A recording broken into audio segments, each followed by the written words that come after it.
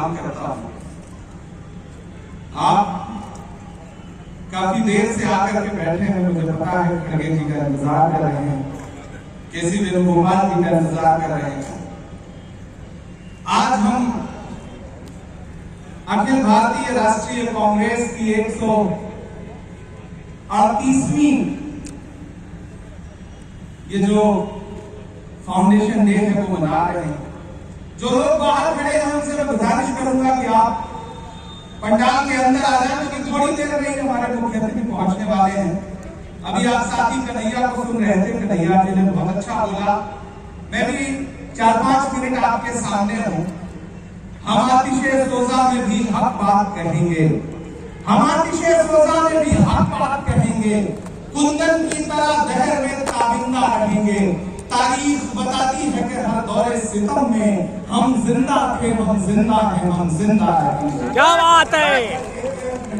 आदरणीय मल्लिकार्जुन खड़गे साहब एग्जैक्ट 10 मिनट में यहाँ पर आ रहे हैं। आप सबसे विनती है कि आप इमरान भाई अभी अपना वक्तव्य रख रहे हैं, उसको ध्यान से सुने। सभी अपनी अपनी जगह पे बैठे रहे। धन्यवाद। यानी कि 10 मिनट का समय है। मैं चाहता हूं कि इस 10 मिनट में आप अपने मेहमान खुसूसी के इस्तकबाल के लिए, उनके स्वागत के लिए तैयार हो जाएं।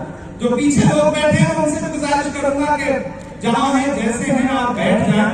और इधर जो सामने लोग बैठे हैं, जिस जिंदा दिली के लिए मुंबई जानी पहचानी जाती है, वो जिंदा दिली मुंबई में नजर आनी चाहिए, जिसके लिए हम लोग दूर से हमेशा ये सोचते हैं कि मुंबई एक जिंदा लोगों का शहर है, जिंदा दिल लोगों का शहर है। मेरे भाई आज 38वां स्थापना दिवस मना रहे हैं, और एक ऐसे मुश्किल दौर में स्थापना दिवस हम मना रहे हैं जब देश तमाम दुश्वारियों से घिरा हुआ है। दिल्ली की गद्दी पर बैठा हुआ हाकिम ये सोचता है कि देश जैसे वो चाहेगा उस तरह से चलेगा, देश उसकी मर्जी से चलेगा, जैसा वो आदेश कर देगा देश वैसे चलेगा। लेकिन एक तरफ अखिल भारतीय राष्ट्रीय कांग्रेस के वो लोग खड़े हैं जो ये कहते हैं कि नहीं, देश किसी तानाशाह की मर्जी से नहीं चलेगा, बल्कि देश डॉक्टर बाबा साहब भीमराव अम्बेडकर के लिखे हुए संविधान से चलेगा, देश महात्मा गांधी के उसूलों से चलेगा, देश पंडित जवाहरलाल नेहरू के विचारों से चलेगा, देश मौलाना आजाद के ख्वाबों से चलेगा, देश उन तमाम स्वतंत्रता आंदोलन में अपनी कुर्बानियां देने वाले बुजुर्गों की सच्ची आत्माओं की जो ख्वाहिशें थी उससे चलेगा। मैं आपके बीच में खड़ा हूं। हम सब आज दिल्ली से आपके बीच इसलिए आए, दिल्ली में स्थापना दिवस का एक बड़ा कार्यक्रम था, लेकिन मुंबई कांग्रेस ने आज जो कोशिश की है, तो उसके लिए मुंबई कांग्रेस को बधाई देता हूं कि आप एयरपोर्ट पर उतरिए और यहाँ तक आइए तो चारों तरफ सिर्फ और सिर्फ कांग्रेस के लहराते हुए झंडे हैं, पोस्टर है, बैनर है, जो ये बताता है कि कांग्रेस मुक्त भारत का सपना देखने वालों, ये सपना आपकी आंखों में हमेशा धरा का धरा रह जाएगा। 137 साल पहले भी कांग्रेस थी और आने वाले 137 साल बाद भी कांग्रेस रहेगी। जो ये सपना देखते हैं कि देश कांग्रेस मुक्त हो जाएगा, वो आज आए मुंबई की सड़कों पर निकले तो उन्हें समझ में आएगा कि कांग्रेस के झंडे का जो रंग है वो चारों तरफ फजाओं में फैला हुआ है। मेरे भाई, हमारे पास 137 साल की विरासत है, और अपने बुजुर्गों की विरासत का जश्न मनाना, अपने बुजुर्गों की विरासत पर बात करना, यह हमारी बुनियादी जिम्मेदारी है। याद करिए 1947 के वक्त का हिंदुस्तान, किन लम्हों में यह देश पंडित जवाहरलाल नेहरू जी को मिला था, महात्मा गांधी को मिला था, मौलाना आजाद को मिला था, बाबा साहेब को मिला था, और वहां से आज जब देश यहाँ खड़ा है तो आप अंदाजा लगाइए कि कितनी कुर्बानियां, कितना खून पसीना शामिल है इस देश की बुनियाद में कांग्रेस के लोगों का। आज जब पार्लियामेंट में खड़े होकर के प्रधानमंत्री जी कहते हैं बताओ 70 साल में कांग्रेस ने क्या किया, मैं भी बैठा हुआ था उस दिन, तो आवाज आती है अपने भाषण में, हर भाषण में बताओ कांग्रेस ने 70 साल में क्या किया। तो खड़गे साहब आगे बैठे हुए थे, उन्होंने पलट के दूसरे साथी से कहा कि मत बताना, बता दोगे कि ये किया तो ये उसको भी बेच देंगे, इनका काम सिर्फ बेचने का है और कोई काम नहीं है इनका।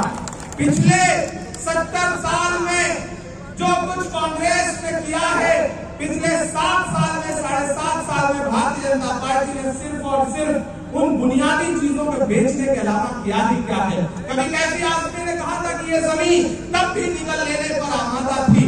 कांग्रेस का जो पूरा इतिहास है उसे जब मैं देखता हूँ, जब मैं महसूस करता हूँ, तो मुझे अक्सर कैसे याद आते हैं कि ये जमीन तब भी निकल लेने पर आमादा थी, ये जमीन तब भी निकल लेने पर आमादा थी। पांव जब टूटती शाखों से उतारे हमने, उन मकानों को खबर है न मकीनों को खबर, उन दिनों की जो खलाओं में गुजारे हमने। हाथ ढलते गए सांचे में तो थकते कैसे, हाथ ढलते गए सांचे में तो थकते कैसे। नक्श के बाद नए नक्श निखारे हमने, कि ये दीवार बुलंद और बुलंद और बुलंद, दामोदर और जरा और संवारे हमने। आंधियां तोड़ लिया करती थी शम्मों की लवें, जड़ दिए इसलिए बिजली के सितारे हमने। आज की रात बहुत गर्म हवा चलती है, आज की रात का फुटपाथ पे नींद आएगी। सब उठें, मैं भी उठूं, तुम भी उठो, तुम भी उठो, कोई खिड़की इसी दीवार में खुल जाएगी।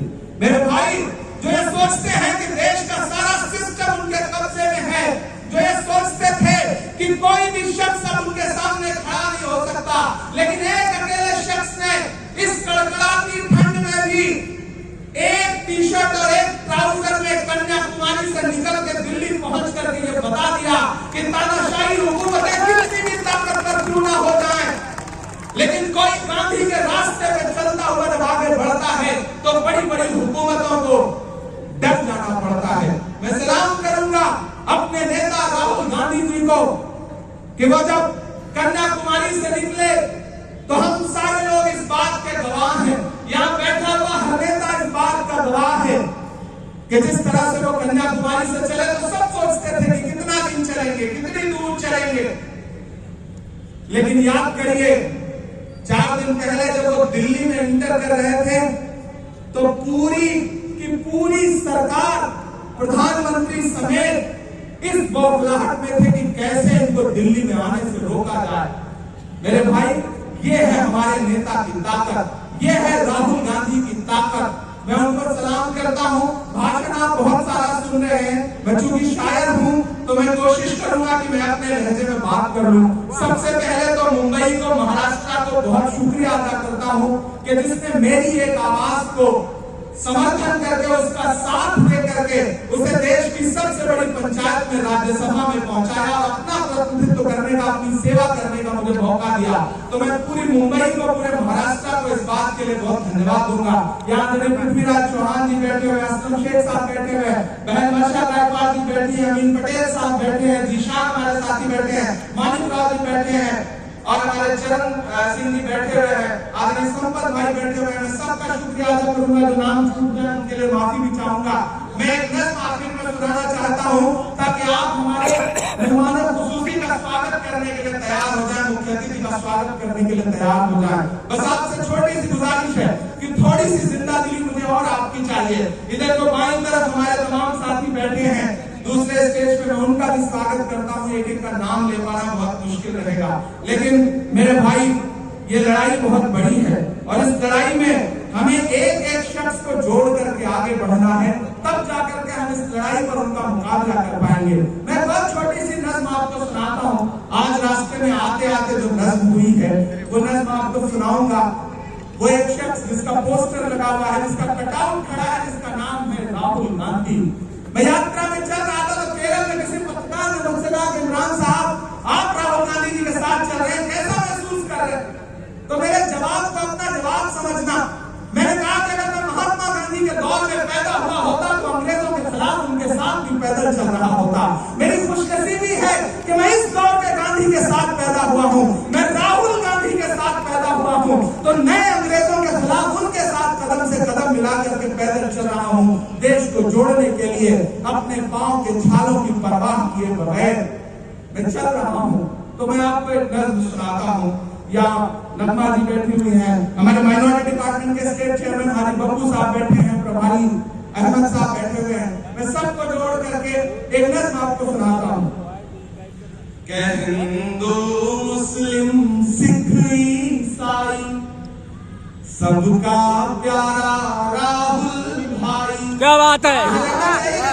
आता है। और आप उसी जिंदा दिली के साथ सुन भी रहे हैं, इधर से लेकर के वहां तक पीछे तक के हिंदू मुस्लिम सिख ईसाई सबका प्यारा राहुल भाई, जो इंसानों को इंसानों से जोड़ रहा है पुल की तरह।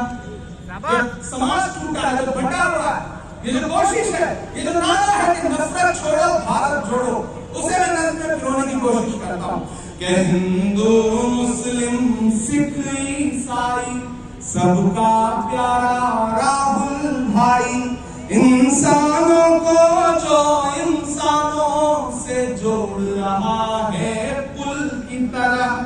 अपनी धुन में हंसता गाता, अपनी धुन में हंसता गाता, जो निकला है बुलबुल की तरह, जो निकला है बुलबुल की तरह।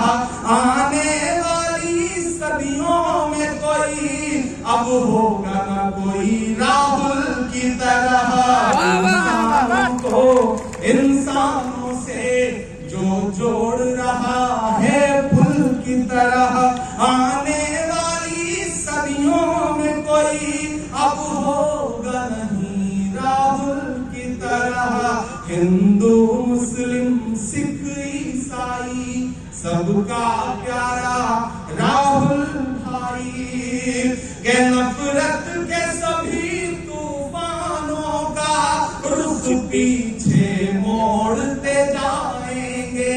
हम भारत जोड़ने निकले हैं, हम भारत जोड़ते जाएंगे। नफरत के सभी तूफानों का रुख पीछे मोड़ते जाएंगे।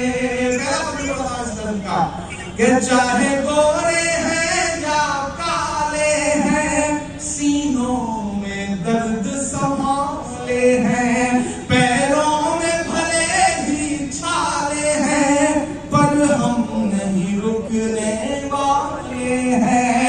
होठों पे सभी के एक नारा, होठों पे सभी के एक नारा, और सबके दिलों में लगन।